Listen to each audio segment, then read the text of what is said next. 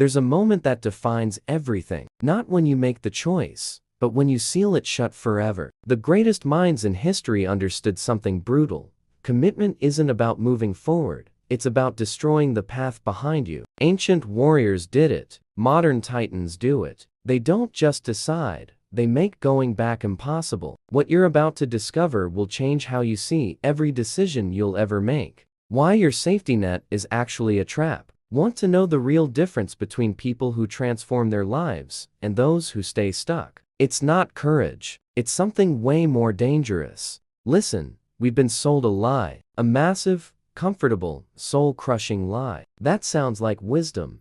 Always have a backup plan. Keep your options open.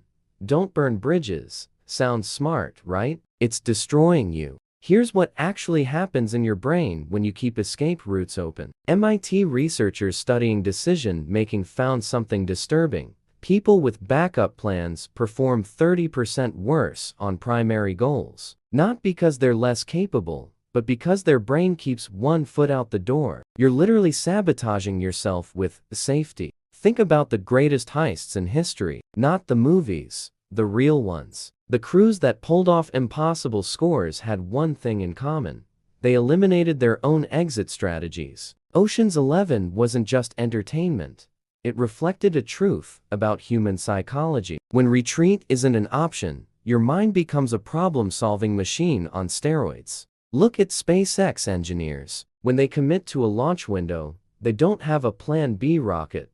They make plan A work, or they fail publicly. That pressure doesn't create recklessness, it creates innovation. Elon's team isn't smarter than NASA's old guard, they're just more committed to no turning back execution. Your first power move: identify one goal you've been working on for over 6 months with zero real progress. Now ask yourself honestly, how many backup plans do you have? Each one is an anchor. Cut them. All of them. Write down. This or nothing. Put it somewhere it scares you. The ancient Spartans had it figured out. When they went to battle, they carried shields, but rarely retreated. Why? Because going back meant admitting you were wrong to leave. Social cost beats physical danger in the human brain every single time. Here's the uncomfortable truth. You don't have commitment issues. You have too many options. Issues. And options feel like freedom until you realize they're just sophisticated forms of paralysis. But there's a specific moment when the strategy backfires catastrophically.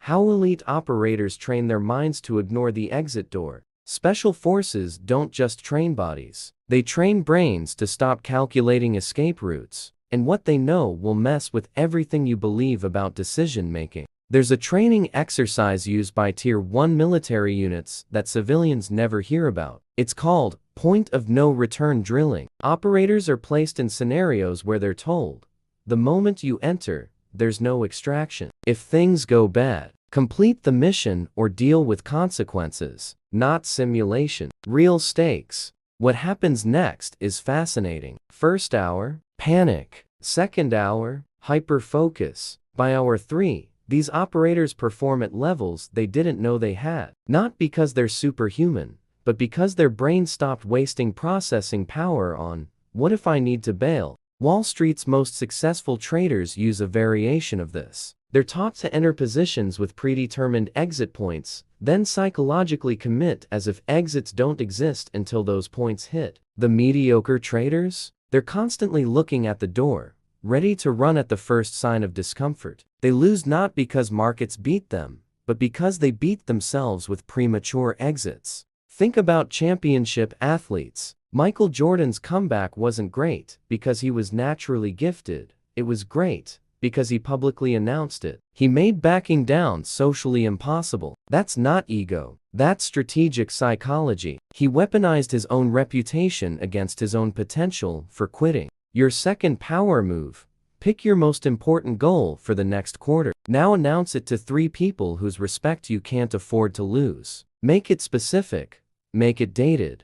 Make it uncomfortable. You just turned your goal into a social contract. Backing out now costs you something more valuable than money: credibility. The Vikings had a practice called burning the boats. When they raided, they'd literally set fire to their own ships. The message to their warriors wasn't, "We're committed."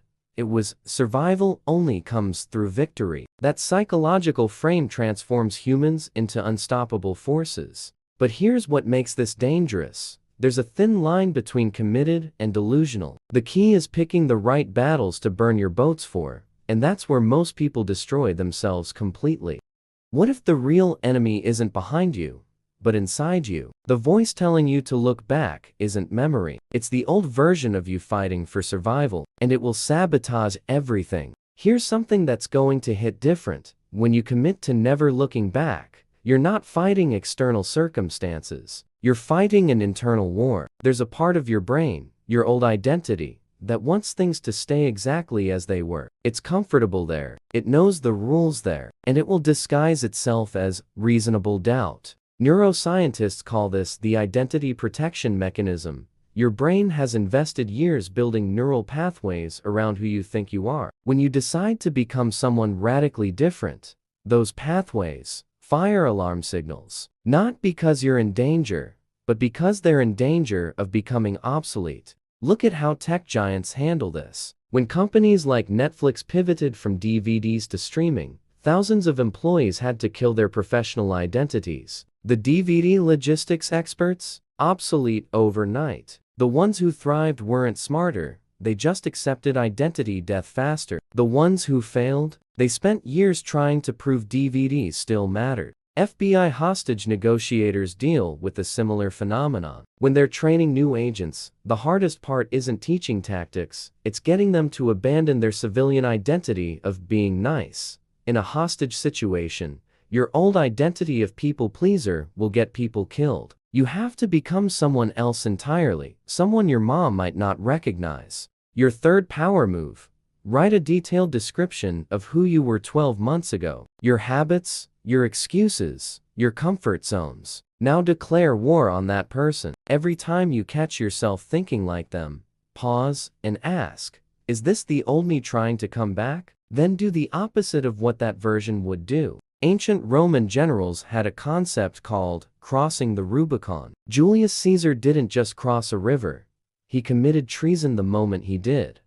Going back wasn't just failure, it was execution. That level of stakes transforms how you operate. Drop evolution in the comments. Tell me, what old version of yourself keeps trying to take control? If this is rewiring how you think about commitment, smash that like button and let's keep digging deeper. But now comes the part that separates pretenders from legends. How the final rule forces you to become unrecognizable. True commitment doesn't just change your actions, it annihilates who you used to be. And most people aren't ready for that. Violence. Let's get brutally honest. When you truly commit to never looking back, people around you will freak out. Not because you're doing something wrong, but because you're becoming someone they don't recognize. Your family will say you've changed. Your friends will say you're different. They're right. And that's exactly the point. There's a phenomenon in psychology called identity foreclosure. It's when the people around you have invested in you staying exactly as you are. They've built their expectations, their interactions, their own identities partly around your predictability. When you shatter that, you're not just changing yourself, you're threatening their entire framework. Look at any major transformation story. The entrepreneur who leaves corporate America, the artist who abandons a law career, the athlete who walks away from guaranteed money to chase greatness. The common thread isn't just that they moved forward, it's that they became willing to be misunderstood, criticized, and isolated. Chess grandmasters understand this at a cellular level. When Bobby Fischer revolutionized chess, he didn't just learn new openings. He destroyed his own playing style multiple times, each time becoming someone completely different at the board. His opponents couldn't prepare because he refused to be the same player twice. That's not evolution, that's voluntary extinction and rebirth. Your fourth and final power move: create a death list of behaviors, thoughts, and patterns that define your current identity. Then systematically execute them, one per week. Replace each with its opposite. This isn't self-improvement. This is self-destruction in service of reconstruction. The Phoenix mythology isn't about a bird. It's about the psychological truth that transformation requires burning. You can't upgrade who you are. You have to incinerate the old model and build from ashes. Anything less is just rearranging furniture in the same house. Comment Phoenix right now. What part of your old identity are you ready to burn? Subscribe if you want more of this archaeological deep dive into what actually drives high performance. And share this with someone who's standing at their own Rubicon, afraid to cross. They need to see this. The past isn't just behind you, it's inside you, whispering that you can still go back. The final rule isn't about moving forward. It's about making return impossible, not physically, psychologically. When you destroy who you were, there's nothing to go back to, and that's when you finally become unstoppable.